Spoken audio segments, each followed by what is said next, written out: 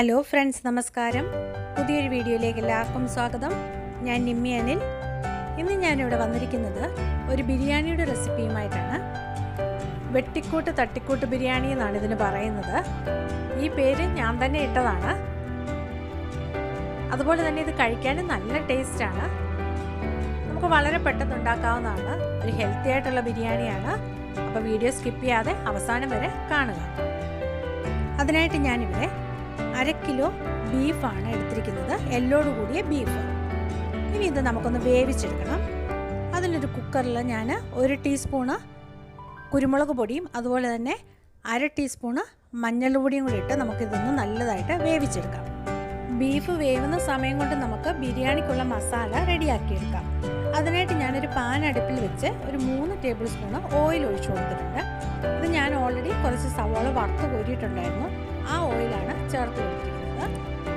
ഇനി അതിലേക്ക് സ്ലൈസായിട്ട് അരിഞ്ഞു വെച്ചിരിക്കുന്ന 3 സവാളയാണിത്. അതുകൂടെ ചേർത്ത് കൊടുക്കാം.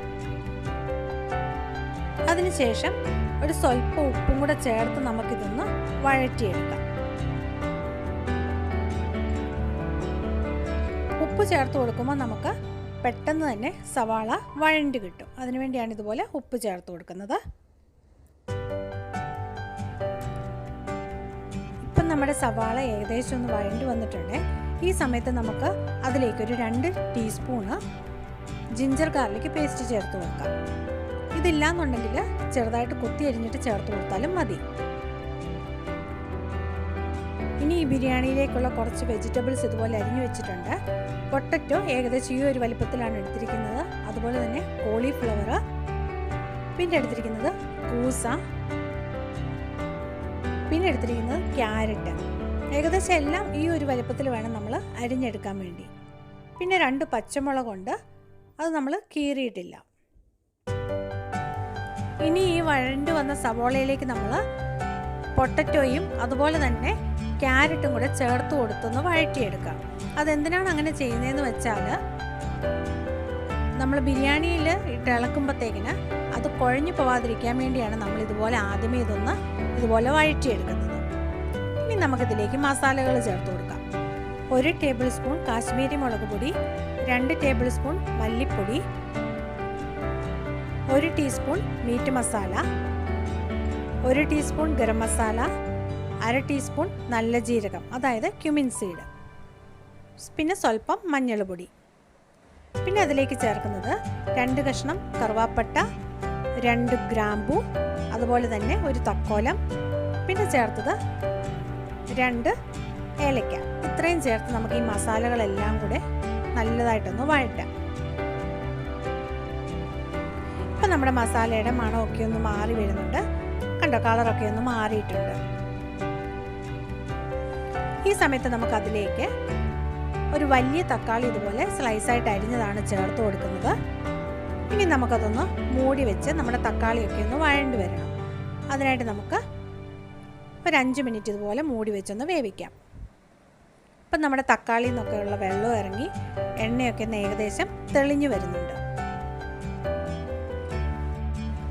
ഈ സമയത്ത് നമ്മൾ മുമ്പേ അരിഞ്ഞു വെച്ചിരുന്ന കൂസയും അതുപോലെ തന്നെ കോളിഫ്ലവറും കൂടെ ചേർത്ത് കൊടുക്കാം. ഇനി ഇതെല്ലാം കൂടെ നമുക്ക് മസാലയിലിട്ടൊന്ന് വേവിച്ചെടുക്കണം. ഒത്തിരി വേവാൻ പാടില്ല, ജസ്റ്റ് അതൊന്ന് വാടി വന്നാൽ മതി. എല്ലാം കൂടെ ഒന്ന് മിക്സ് ചെയ്ത് കൊടുക്കാം. ഇപ്പം നമ്മുടെ മസാലയൊക്കെ നമ്മുടെ വെജിറ്റബിൾസിലൊക്കെ ഒന്ന് മിക്സ് ആയിട്ടുണ്ട്. ഇനി ഇതും കൂടെ ഒരു 5 മിനിറ്റ് നമുക്കിതുപോലെ തന്നെ അടച്ചു വെച്ച് വേവിക്കാം. ഇപ്പോൾ ഒരു 5 മിനിറ്റ് കഴിഞ്ഞിട്ടുണ്ട്. നമുക്കൊന്ന് തുറന്നിട്ട് ഇതുപോലെ ഒന്ന് ഇളക്കി കൊടുക്കാം. ഇനി നമ്മളിതിലേക്ക് ചേർക്കുന്നത് നമ്മൾ ബീഫ് മുമ്പേ വേവിച്ച് വെച്ചില്ലേ, അതിൻ്റെ ആ വെള്ളമില്ലേ, അതാണ് ചേർത്ത് കൊടുക്കുന്നത്. ഇനി ഇതിൽ കിടന്ന് വേണം നമ്മുടെ ഈ വെജിറ്റബിൾ ഒന്നുകൂടെ ഒന്ന് വേവാനായിട്ട്. ഇങ്ങനെ നമ്മൾ ഈ ബീഫിൻ്റെ സ്റ്റോക്ക് ചേർക്കുന്നതുകൊണ്ട് നല്ല ടേസ്റ്റാണ് ബിരിയാണിക്ക്. ഇനിയിപ്പോൾ അതിലോട്ട് ചേർക്കുന്നത് ഒരു 2 ടേബിൾ സ്പൂൺ തൈരാണ്. ഇത് ആക്ച്വലി ഈ തൈര് നമ്മൾ മസാലയൊക്കെ ഇട്ടപ്പോൾ ഒന്ന് ചേർക്കേണ്ടതായിരുന്നു. ഞാൻ മറന്നുപോയതാണ് ചേർക്കാൻ. പിന്നെ ഇപ്പോഴാണ് ചേർത്ത് കൊടുക്കുന്നത്. ഇനി നമുക്കതെല്ലാം കൂടെ ഒന്ന് നല്ലതായിട്ട് മിക്സ് ചെയ്യാം. ഇനി ഇതിൽ ആവശ്യത്തിന് ഉപ്പുണ്ടോ എന്ന് നോക്കാം. ഇതിനാവശ്യത്തിന് ഉപ്പൊക്കെ ഉണ്ട്. നമുക്കിനി ഇതൊന്ന് മൂടി വെച്ച് വേവിക്കാം. ഇപ്പം ഏകദേശം ഒരു 5 മിനിറ്റ് കഴിഞ്ഞിട്ടുണ്ട്. നമ്മുടെ എണ്ണയൊക്കെ തെളിഞ്ഞു വരുന്നുണ്ട്. ഗ്രേവിയൊക്കെ ഒന്ന് കുറുകിയും വരുന്നുണ്ട്.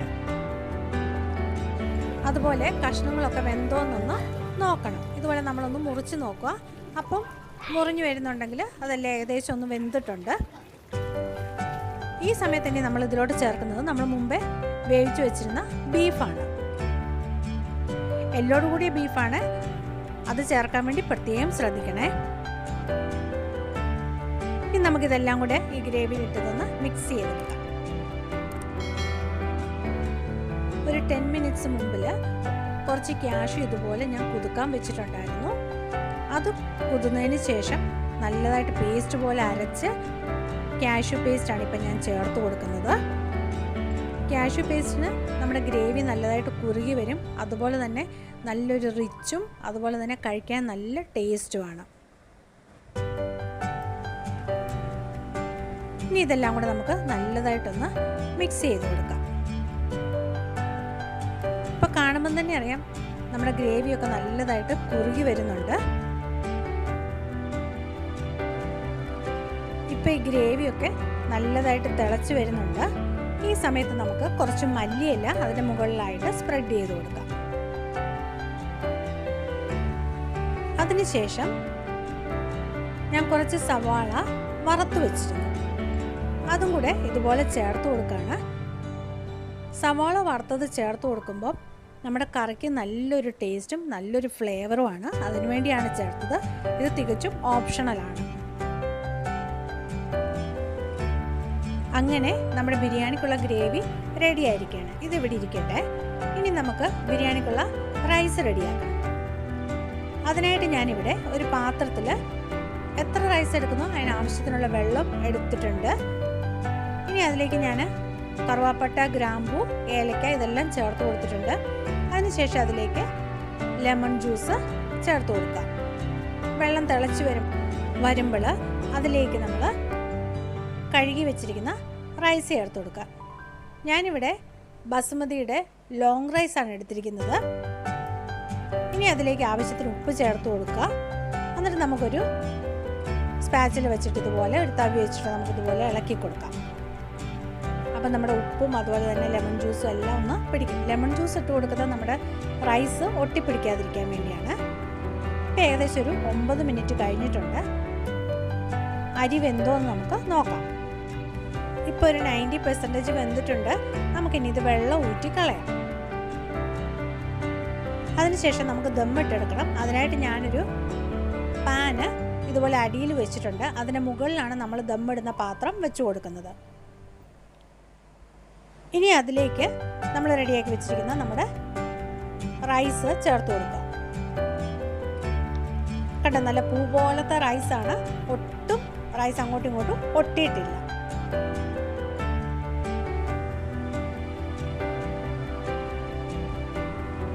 ഇതെല്ലാവരും ഒന്ന് ട്രൈ ചെയ്ത് നോക്കണം കേട്ടോ. നല്ല അടിപൊളി ടേസ്റ്റാണ്. ഇത് നമ്മുടെ വെജിറ്റബിളും അതുപോലെ തന്നെ ബീഫും ഒക്കെ ഉള്ളത് കൊണ്ട് നല്ല ടേസ്റ്റും അതുപോലെ തന്നെ ഹെൽത്തി ആയിട്ടുള്ള ഒരു ബിരിയാണിയാണ്. റൈസെല്ലാം ഇതുപോലെ മുകളിലൊന്ന് നിരത്തി കൊടുക്കുക. അതിനുശേഷം അതിൻ്റെ മുകളിൽ ഇതുപോലെ 1 ടീസ്പൂണ് നെയ്യ് ചേർത്ത് കൊടുക്കുക. പിന്നെ ചേർത്ത് കൊടുക്കുന്നത് ഒരു ഫ്ലേവറിന് വേണ്ടി സ്വല്പം പൈനാപ്പിൾ എസൻസ് ആണ്. ഇനി നമ്മൾ വറുത്ത് വെച്ചിരിക്കുന്ന കാഷ്യൂ നട്ടും കിസ്മിസും അതുപോലെ കുറച്ച് സവോളയും ഇതുപോലെ നമുക്കൊന്ന് സ്പ്രെഡ് ചെയ്ത് കൊടുക്കാം. ഇതൊക്കെ ഒരു ടേസ്റ്റിനും അതുപോലെ തന്നെ ഒരു രുചിക്കും വേണ്ടി ചേർക്കുന്നതാണ്. പിന്നെ ലാസ്റ്റ് നമ്മൾ കുറച്ച് മല്ലിയിലയും കൂടെ ഇതുപോലെ വെതറി കൊടുക്കുക. അതിനുശേഷം ബാക്കിയുള്ള റൈസും ഇതുപോലെ തന്നെ അതിൻ്റെ മുകളിൽ അടുത്ത ലെയറായിട്ട് ഇടുക. അതേ പ്രോസസ്സ് തന്നെ റിപ്പീറ്റ് ചെയ്യുക. വറുത്ത് വെച്ചിരിക്കുന്ന സവോള, അതുപോലെ തന്നെ കുറച്ച് കാഷ്യൂ നട്ട്, കിസ്മിസ്, സ്വല്പം മല്ലിയില, ഇതെല്ലാം ഇട്ടതിന് ശേഷം നമുക്കിനി ഇതൊരു ഫോയിൽ പേപ്പർ കൊണ്ട് നല്ലതായിട്ട് കവർ കവർ ചെയ്ത് ദം ചെയ്തെടുക്കണം. ദം ചെയ്തെടുക്കുമ്പോൾ ഒട്ടും എയർ പോകാതെ നല്ലതായിട്ട് നമ്മൾ കവർ ചെയ്യണം. അപ്പോൾ നല്ല ടൈറ്റായിട്ട് ഞാൻ വെച്ചിരിക്കുകയാണ്. അപ്പോൾ ഏകദേശം ഒരു 10 മിനിറ്റ്സ് കഴിഞ്ഞിട്ടുണ്ട്. നമുക്കൊന്ന് ഓപ്പൺ ചെയ്ത് നോക്കാം. ഓപ്പൺ ചെയ്തപ്പോൾ നല്ല അടിപൊളി മണമാണ് വരുന്നത്. ഇനി നമുക്കതൊന്ന് ഒരു സൈഡിൽ നിന്ന് റൈസ് ഇതുപോലെ മാറ്റി കൊടുക്കാം. കണ്ട, റൈസ് കാണുമ്പം തന്നെ അറിയാം നല്ല പൂ പോലെയാണ് റൈസ് ഇരിക്കുന്നത് അല്ലേ. നമുക്കിനി അത് ഒരു സെർവിങ് ഡിഷിലോട്ട് മാറ്റാം. നമ്മുടെ വെജിറ്റബിളൊക്കെ കണ്ടോ ഇതുപോലെ ഉടഞ്ഞു പോയിട്ടില്ല. എല്ലാം നല്ല കറക്റ്റ് പരുവത്തിനാണ് വെന്തിരിക്കുന്നത്. ഇതെല്ലാവരും ഒന്ന് ട്രൈ ചെയ്ത് നോക്കണം. അതുപോലെ തന്നെ നല്ല ടേസ്റ്റിയും അതുപോലെ തന്നെ ഹെൽത്തി ആയിട്ടുള്ളൊരു ബിരിയാണിയാണ്. എല്ലാവരും ഒന്ന് ട്രൈ ചെയ്തതിന് ശേഷം നിങ്ങളുടെ കമൻറ്റുകൾ കമൻറ്റ് ബോക്സിൽ അറിയിക്കണേ. അതുപോലെ തന്നെ ആരെങ്കിലും പുതിയതായിട്ട് ചാനൽ കാണുന്നുണ്ടെങ്കിൽ സബ്സ്ക്രൈബ് ചെയ്യാൻ മറക്കല്ലേ. സബ്സ്ക്രൈബ് ചെയ്ത് കഴിയുമ്പോൾ തൊട്ടടുത്തൊരു ബെല്ലൈക്കൺ ഉണ്ട്. അതും കൂടി ഇനേബിൾ ചെയ്ത് വെക്കുമ്പോഴാണ് ഞാനിടുന്ന പുതിയ വീഡിയോകൾ കിട്ടുന്നത് കേട്ടോ. ഞാനൊന്ന് ടേസ്റ്റ് ചെയ്ത് നോക്കട്ടെ. നല്ല അടിപൊളി ടേസ്റ്റാണ്. ഇനി ഇതുപോലെ നല്ല നല്ല വീഡിയോ ആയിട്ട് വരുന്നത് വരേക്കും താങ്ക് യു. ബൈ.